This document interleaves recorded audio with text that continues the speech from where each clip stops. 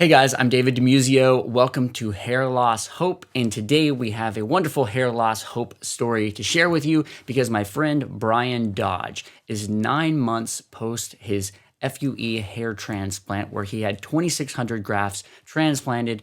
He documented that for YouTube. And so I wanted to have him here on the channel to get some feedback from him on the things that he's learned, because I think oftentimes us patients have a really great perspective to share because we're the ones who go through the hair transplant, and there are a lot of things that we might not expect mentally. So that's my first question for you, Brian, is what are the things that you've learned since having the hair transplant, or the things you didn't expect that you kind of wish you would have anticipated a little bit more? That's an awesome question. I have two parts to it. First, I wish I could explain to everyone how much ugly duckling phase sucks.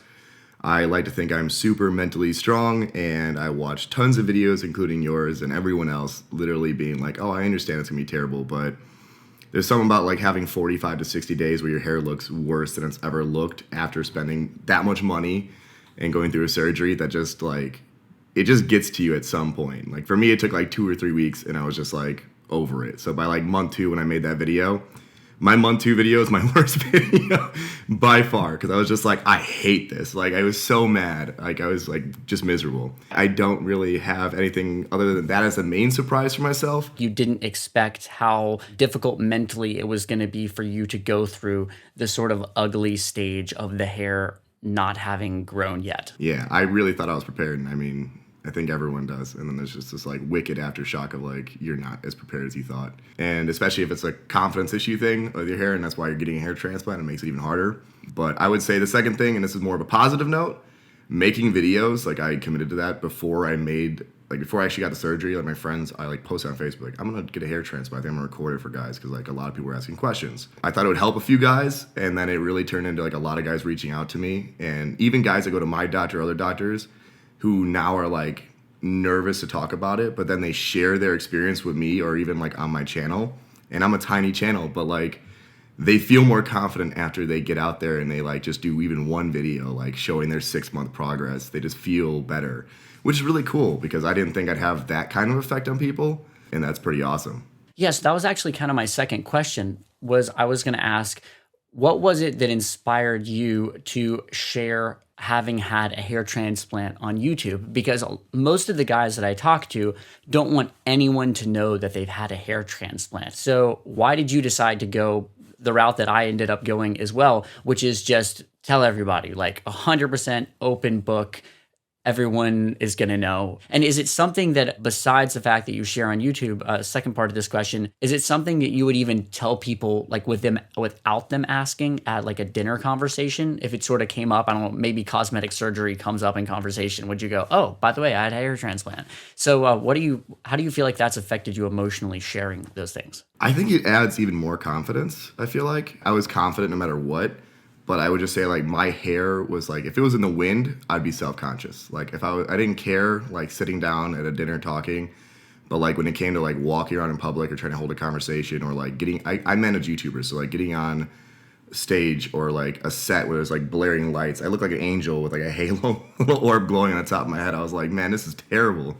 So at those scenarios, it bothered me. And now I'm, like, super thrilled because I can, like, have the windows down in my car, and you know, you just feel confident all the time and looks good all the time, or at least doesn't look terrible. 5 wisps flying around.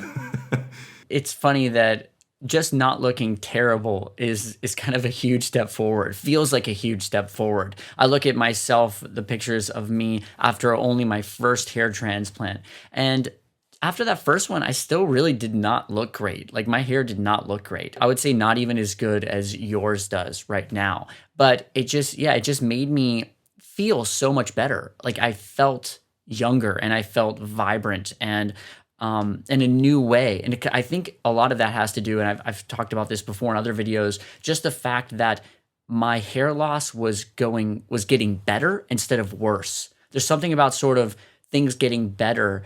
Yeah, Improving, yeah, that just makes you feel great. I think it's probably, certain amount true for people like that lose weight. Maybe they're like 100 pounds overweight. Well, they lose 20 pounds, they're still really overweight. But there's something about that well, now I'm actually like improving. So there's something about that that still makes them feel way better, even though they might not even look like that much better. Oh, I agree. And I didn't fully answer your question. So I actually have brought up my hair transplant on dates, and that's kind of funny because like people are pretty supportive. I went the route of telling everyone because I was so bald, and I don't want to go back and delete my photos on Instagram and stuff. Like I know I've seen people do that stuff, and I'm like, I can't do that. Like I own a company, I can't do that. Like I can't hide it. I'm just gonna be like, let's get it out there and just tell everyone, you know. And if I can help people, great. But actually, the reason I started doing it, besides for that, was that I actually watched your videos, and you actually inspired me to get a hair transplant because I watched a lot of people and I didn't trust a lot of people. And I know it sounds bad, but I was just like, I feel like these are not the best hair transplants. Like I just see these and I'm like, that doesn't look that great. They don't know what they're talking about. Like I'm glad they're happy and they feel better about their hair. That's the main key. But like I wanted the best hair transplant possible. So, you know, watching you and like learning from your advice on stuff was super key. So I'm actually really thrilled to be able to make a video with you because I actually emailed you after I got my hair transplant telling you that I was inspired by your channel. So you're one of the main reasons I actually posted videos. Wow. Well, thank you so much. That means a lot. Thanks, man. Of course. Yeah, so I don't know if you know this or not, but I actually didn't tell people, or it wasn't a public thing after I got my first hair transplant. Really? The first time that I documented my hair transplant was actually my second hair transplant. Oh, okay. I don't think most people realize that, but after the first one, I was like, oh, you know, I'll tell people like in my life, but I'm not going to make this a public thing. I'm not going to like document this.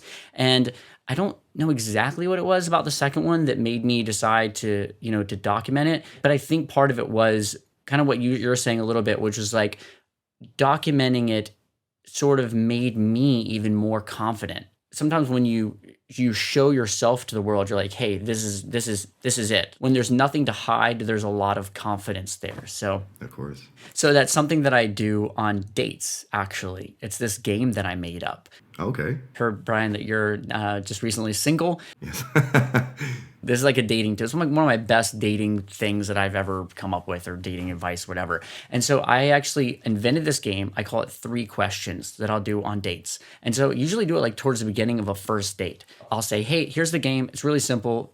No winners, no losers, but we each get to ask each other 3 questions. The only thing is that we can't copy each other's questions, and whatever we ask, whatever you ask, whatever I ask, both of us have to answer it 100% honestly. And whatever the first answer that comes to your mind is, that's most likely the correct answer, and that should be your answer. And so we'll pinky swear and ask each other these 3 questions, and it's like, it breaks down all kinds of time and walls. And like after these 3 questions, both of us know each other pretty well. It's pretty crazy. A question I might ask might be, you know, what's the single thing that you've done that you're most ashamed of? Ooh. Which is like a hard, that's like an intense question to ask somebody. And if you ask somebody that on a first date, 10 minutes into a date, they'd be like, what the heck are you asking me that for? But if you do it in a game, it sort of becomes like a kind of a challenge to ask each other hard questions. And so by the end of it, we sort of know each other. So that sort of relates back to once you've broken down and sort of shared those deepest parts of yourself, like your, you know, issues with your hair, it allows 2 people to sort of connect with each other, or in this case, us to connect with the world, right? Yeah. No, that makes sense. I'm going to try that. I've got a date Sunday. So yeah, I'll try that out. Next time we do a video, I'll share with you my other second game that I came up with. They're fun. Games are fun on dates. So I created like a few dates when I first downloaded Tinder in New York City. I don't know, like, was this 9 or 10 years ago or something when it first kind of came out? Yeah, I was going on tons of dates. So I was like, I'm going to come up with like some cool games, it's some sort of reoccurring things to make dates better. And that was one of my games. Yeah. I'll let you know how it goes. Yeah, let me know how the date goes. I'm sure it's going to go great with your new awesome hair looking 10 years younger. Exactly. Hopefully.